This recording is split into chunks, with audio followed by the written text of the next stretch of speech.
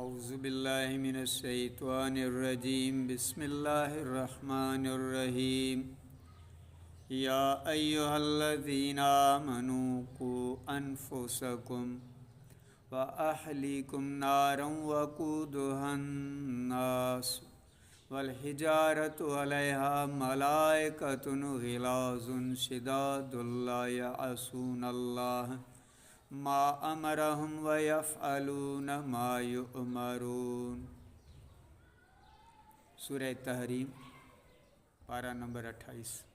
ترجمہ: اے ایمان والو، اپنی جانوں اور اپنے گھر والوں کو اس آگ سے بچاؤ جس کے ایندھن آدمی اور پتھر ہیں۔ اس پر سخت کرے فرشتے مقرر ہیں جو اللہ کا حکم نہیں ٹالتے اور جو انہیں حکم ہو وہی کرتے ہیں۔ جب نبی کریم نور مجسم صلی اللہ علیہ وسلم نے یہ آیت مبارکہ تلاوت فرمائی تو صحابہ کرام علیہم رضوان عرض گزار ہوئے، یا رسول اللہ صلی اللہ علیہ وسلم، ہم اپنے اہل عیال کو آتش جہنم سے کس طرح بچا سکتے ہیں؟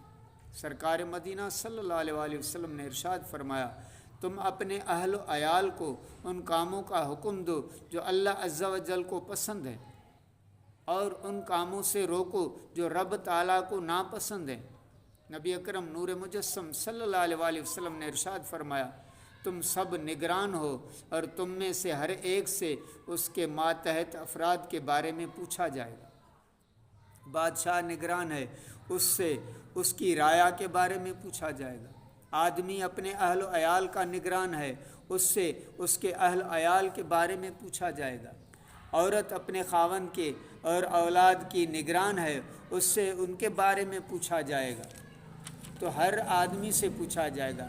لہٰذا شوہر کو چاہیے کہ اپنے منصب کو مد نظر رکھتے ہوئے تمام تر فرائض منصبی کو بخوبی انجام دے، خود بھی برائیوں سے بچے اور حتی المقدور اپنی بیوی بچوں کو بھی گناہوں کی آلودگی سے دور رکھے۔